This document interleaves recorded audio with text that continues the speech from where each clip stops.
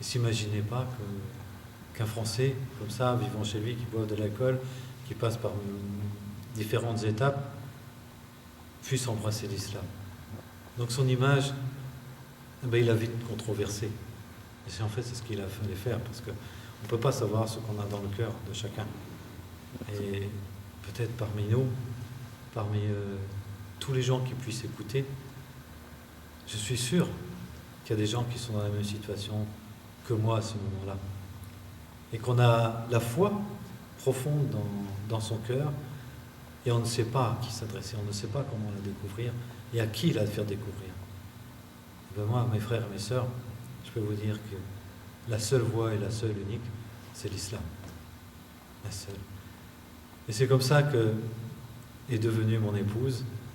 Elle m'a offert le Coran et aujourd'hui c'est devenu mon épouse. On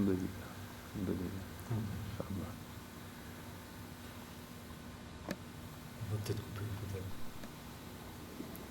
Donc dans l'islam, après avoir embrassé l'islam à la mosquée avec le Hajj, on m'avertit un petit peu des différentes ambiguïtés, si on peut appeler ça comme ça, dans l'islam. Donc j'avais des craintes, évidemment, avant d'embrasser l'islam, de savoir qu'il y a, surtout à l'époque, déjà il y avait le terrorisme qui existait, et c'était pas facile d'embrasser l'islam à ce moment-là.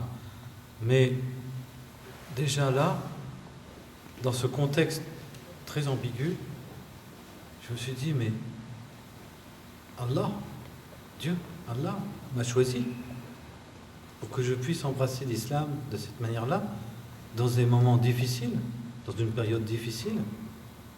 Normalement, c'est l'opposé. Normalement, on aura dû refuter. Non, donc, Allah existe vraiment.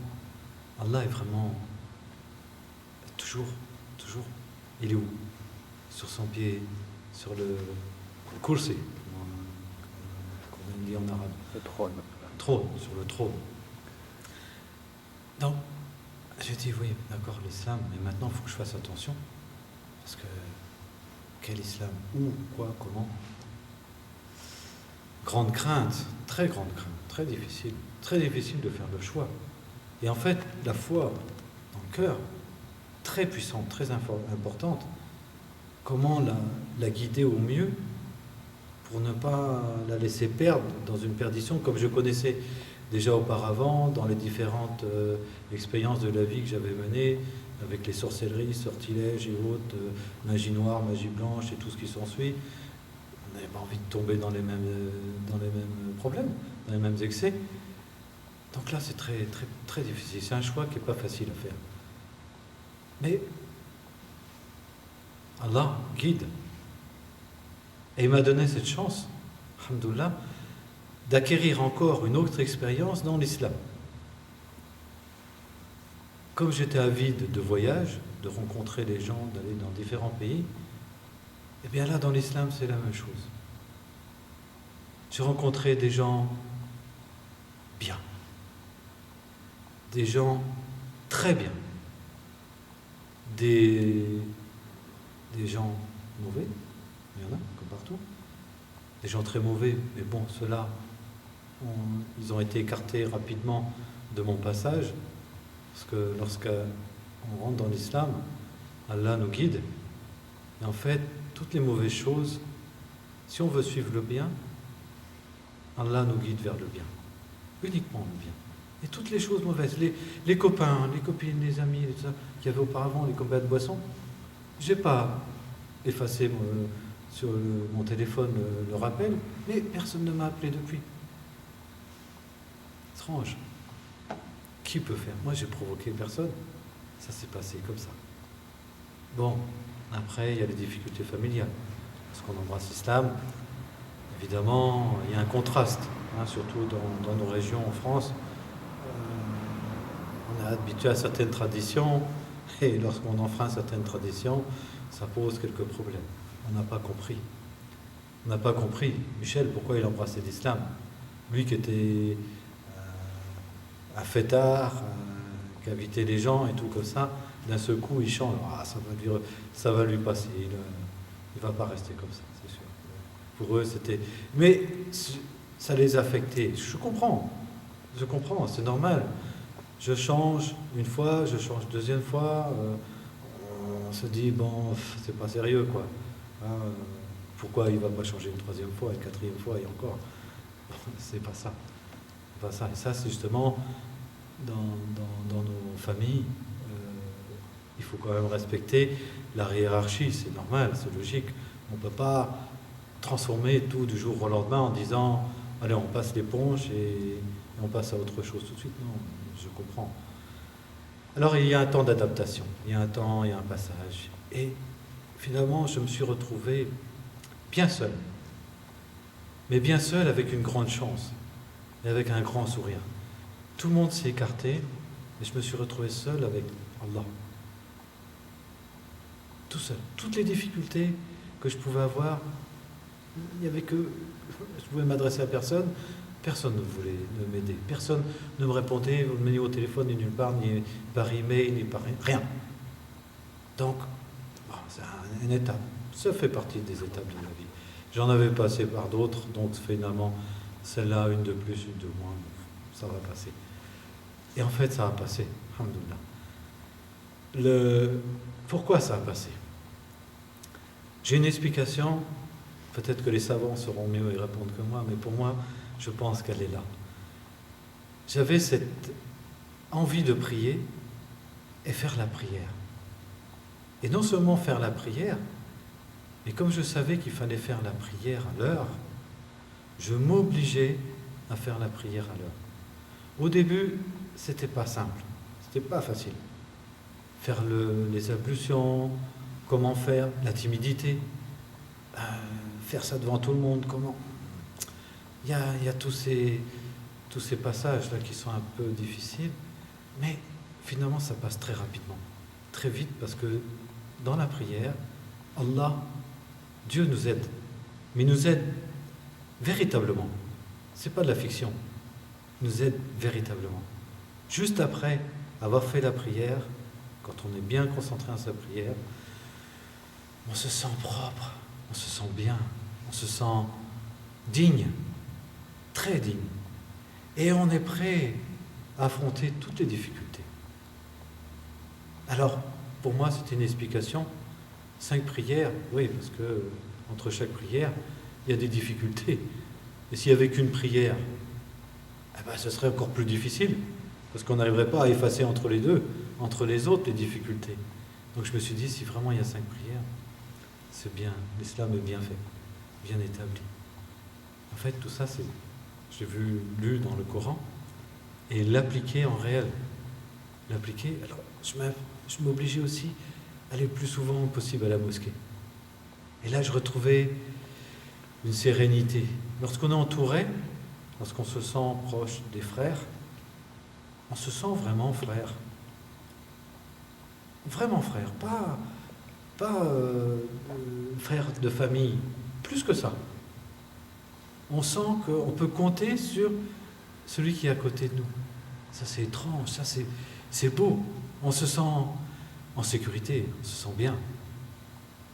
Et en plus, lorsqu'on fait une erreur, le frère nous dit non, tu dois faire comme ça. Gentiment. Bon, il est probable que parfois, il y a, comment dire, peut-être maladroit. Oui, ça arrive. Il faut avoir le cœur large et pardonner.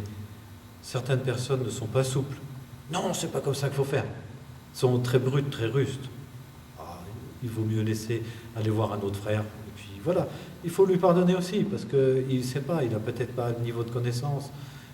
L'islam, c'est un apprentissage continuel. Il y a aujourd'hui des savants qui continuent toujours à apprendre. Toujours. Et toujours des gens qui apprennent le Coran. Parce qu'en fait, l'islam, c'est quoi? Dans nous, ce qu'on a envie dans l'islam, c'est de connaître le Coran, le mémoriser complètement. Ça, c'est le rêve de tous les musulmans. Et Allah est grand. Allah est grand. Allahu Akbar, Allahu Akbar.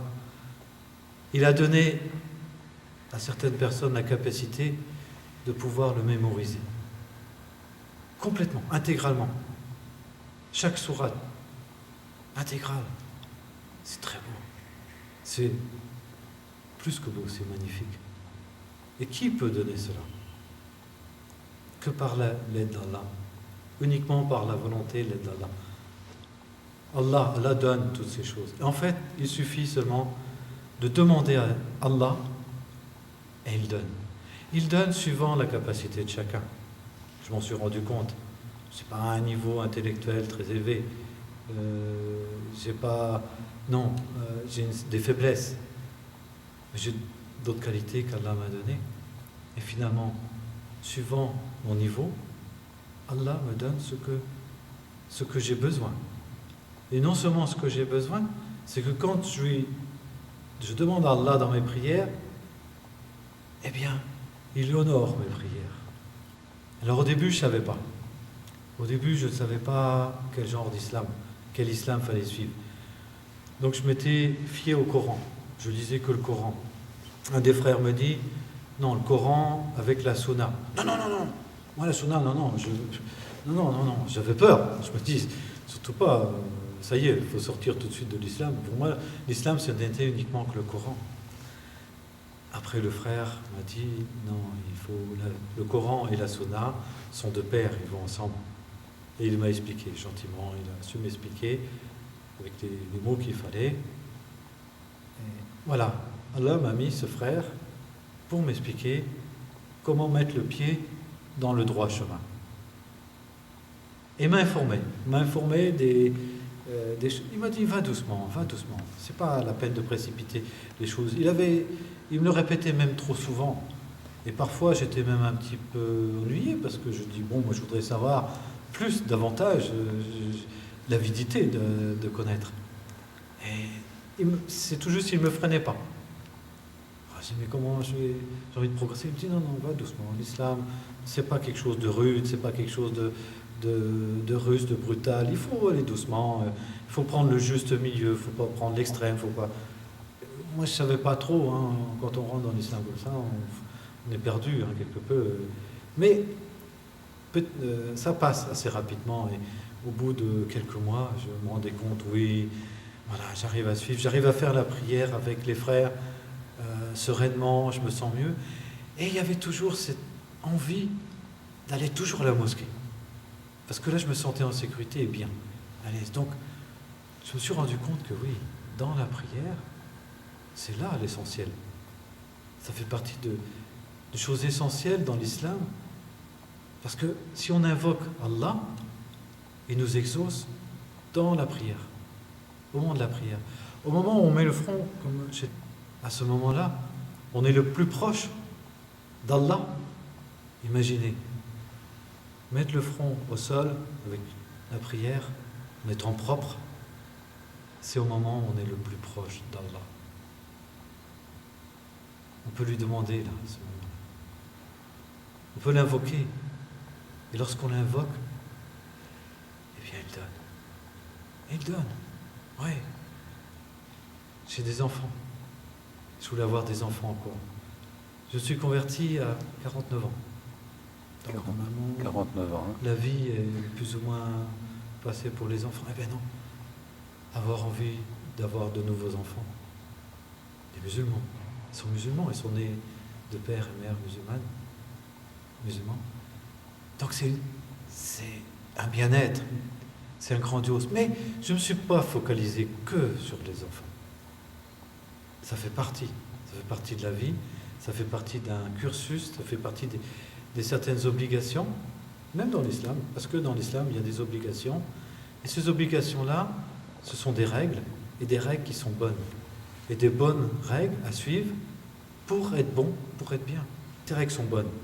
Pourquoi elles sont bonnes? Parce qu'elles sont justes. Et elles sont uniquement sur le Coran, uniquement. Tout est là. C'est pas uniquement le Coran.